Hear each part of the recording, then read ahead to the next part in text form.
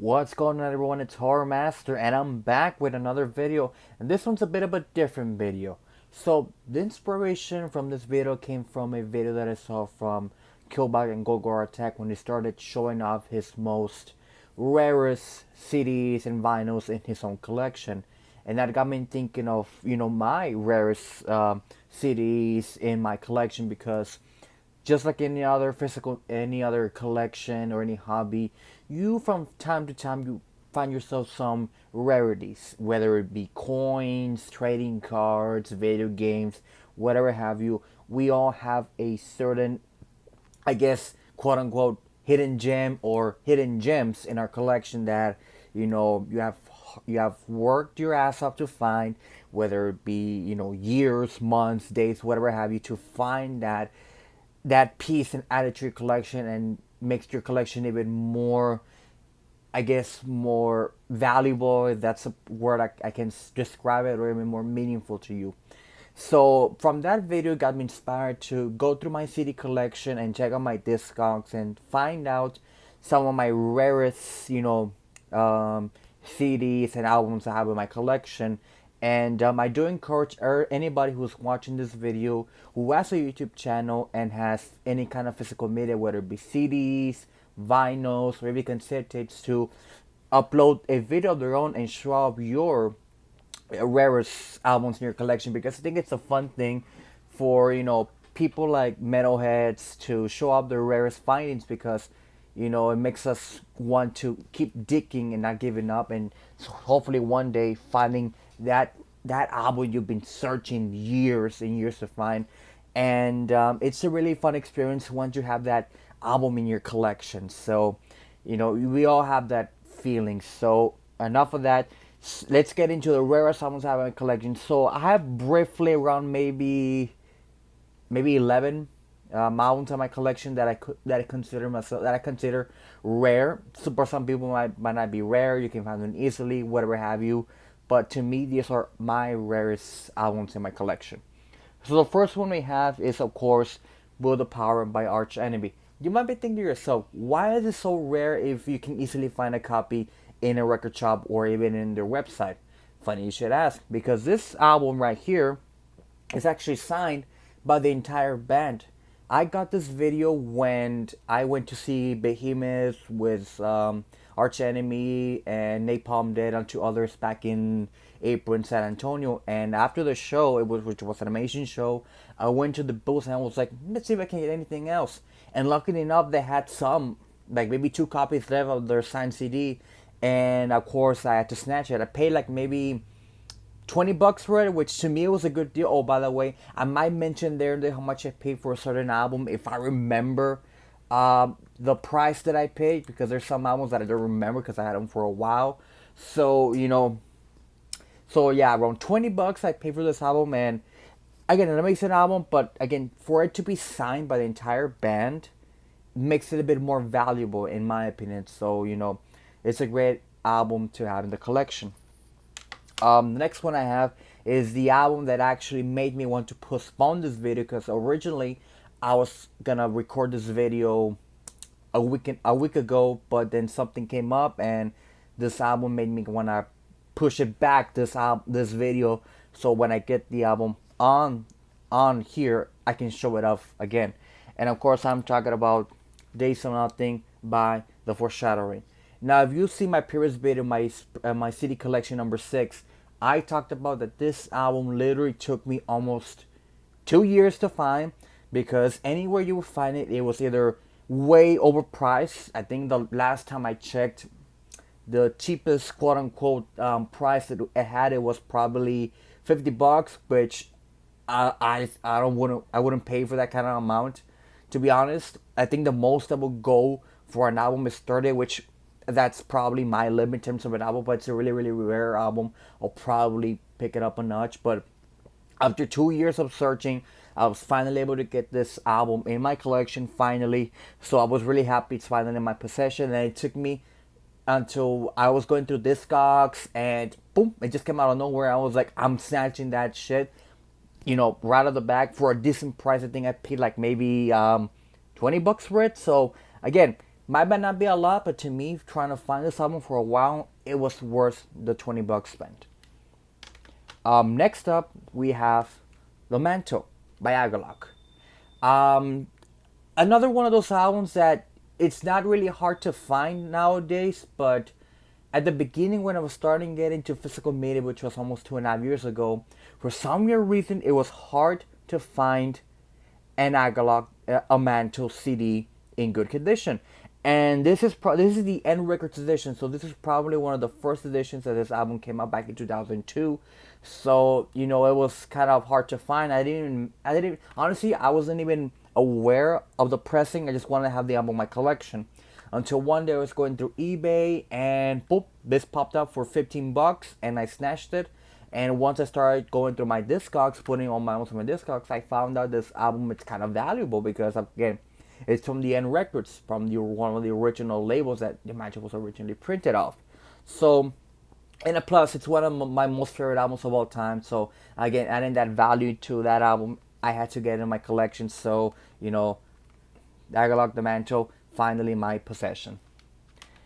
This next one is an album that my good friend Hannah from the Horseman Podcast introduced me to, I want to say a year ago, and I've been jamming this album ever since, and I always wanted to find the album, but for some weird reason, again, it was hard to find, so it took me, I don't want to say it took me years to find, but it took me a couple of months to find until it popped out somewhere on eBay, and I snatched it again, and of course, I'm talking about Sorinai by Kawan.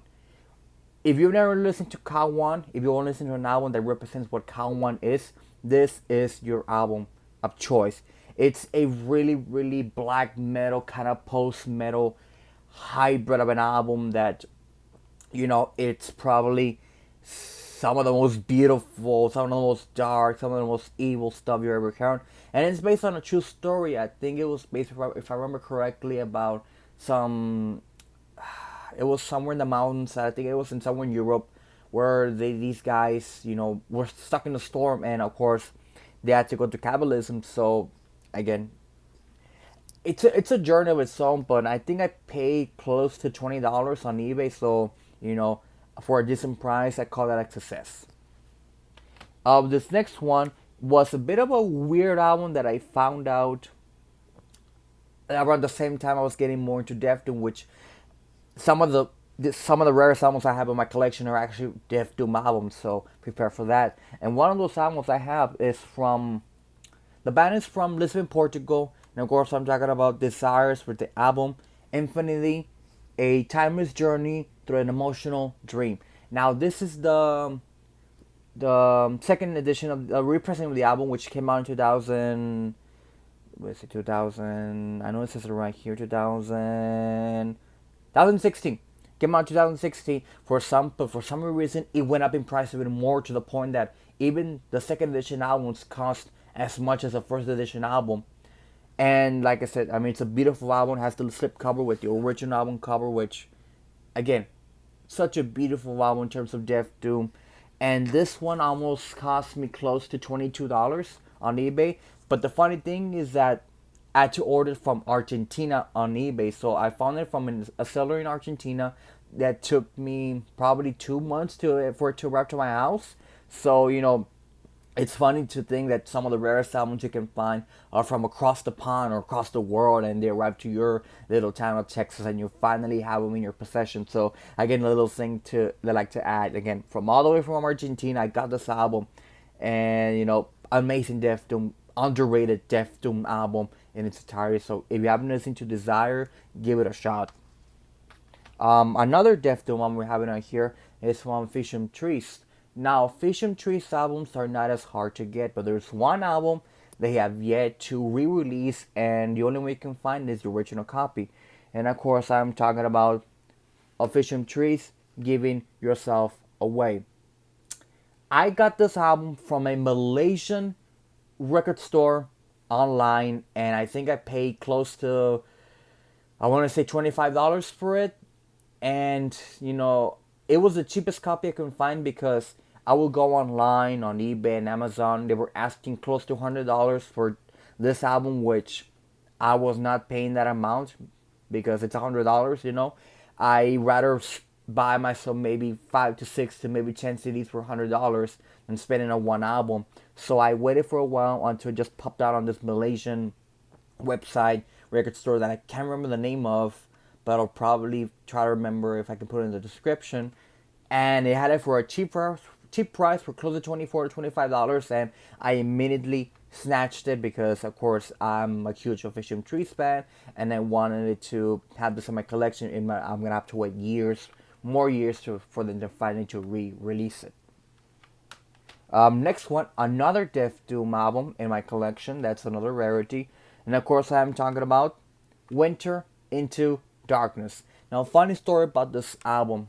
So, again, I was going through eBay, going to see what there was on sale or something. And this popped out of nowhere. And I picked close to maybe $25. And of course, the seller was a guy from, I think it was New York. So yeah, another copy left. So I told my buddy Levi, aka Thrashmanic99, to snatch this album as well, and he snatched it. And the funny thing is that we ordered the album in different timing, different days, but it arrived at the same time in our houses. So it was funny that we both got the album at the same time. And then the next day, the funny thing is that the I remember what it was that they were kind of repressed the album. So again, we were like, we bought one of the original covers for a decent price, but then afterwards they announced they're gonna repress it. So we were like, what the fuck? But another Def Doom monster of an album. I mean, really inspiration for a lot of Def Doom bands like Autopsy and Aspects. The more, I guess, more growly, more heavier side of Def Doom, I can say so myself.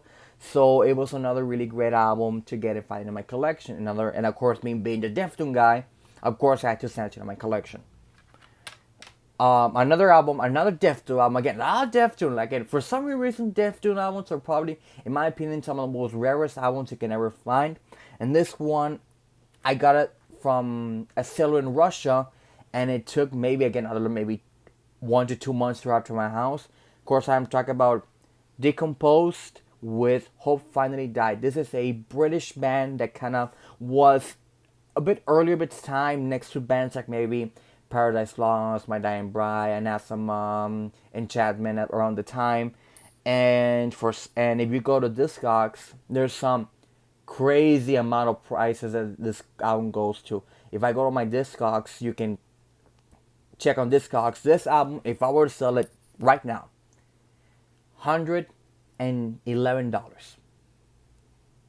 I'm not joking. If I were to sell this album right now, I will get easily $100, which I didn't pay for that much. I paid like maybe close to $25 again. So for me, that was a steal. Instead of paying $110 to paying $25, I was like, fuck it. I snatched it, and I was so happy I finally got in my collection another underground Def Doom album that I had to get in my collection. So I was happy about that, and hopefully one day they reprise this album. Hopefully all the albums I mentioned they English motherfucker, re-release them, because the amount of prices that this albums go for, it's ridiculous at times. And we're down to the last three. I'm just gonna get this vinyl out of the way that I have, and of course I'm talking about Him Greatest Love Songs Volume 666.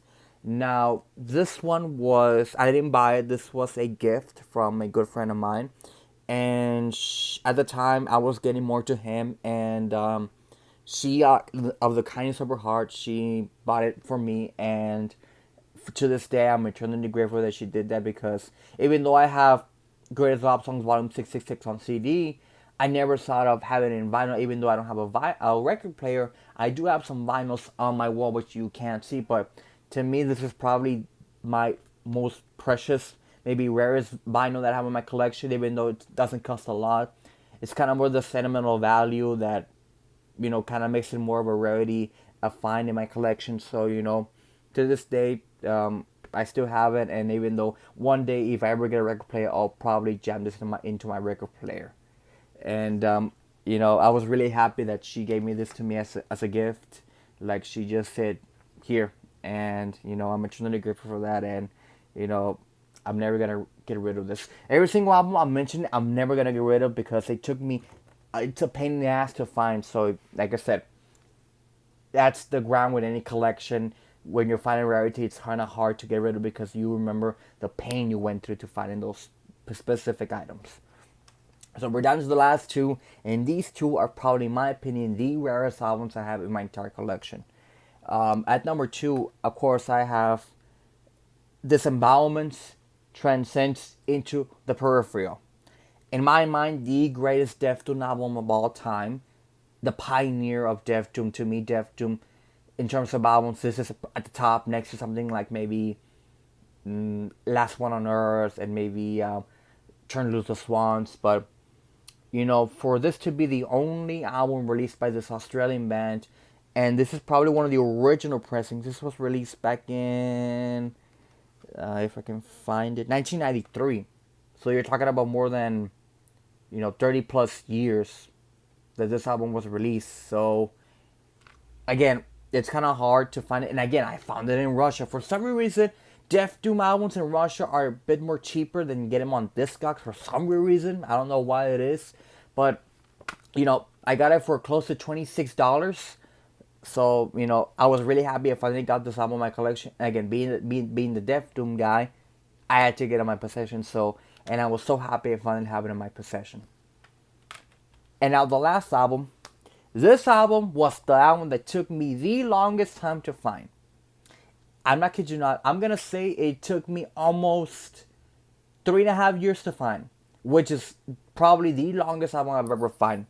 To me, even though it might not be the rarest album for any of you guys, to me, it is the rarest album in my collection. An album that I was so happy I finally was able to snatch it and finally have it in my possession.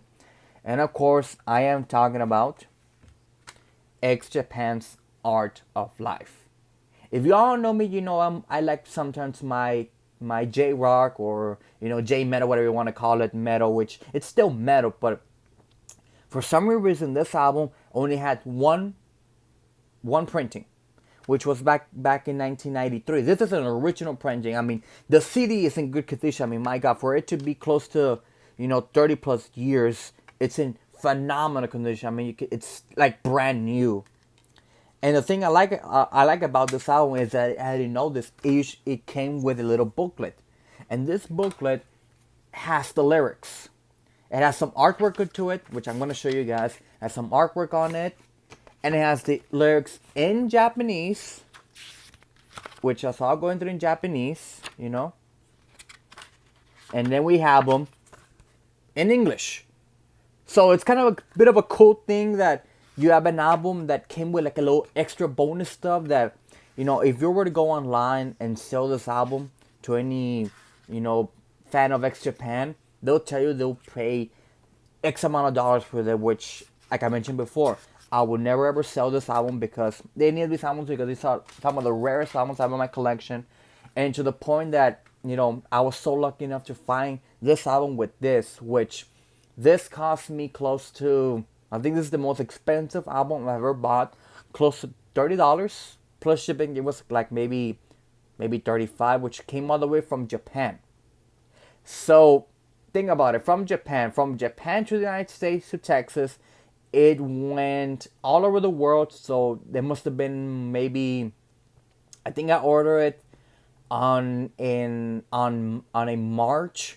And it came to my house maybe on a July, on an August, I don't remember. But, I was so extremely happy to finally have this album in my collection because, again, it is a rarity of an album. It's a gem of an album that I'm so happy it's finally in my possession because I get to spin it, listen to as much as I want.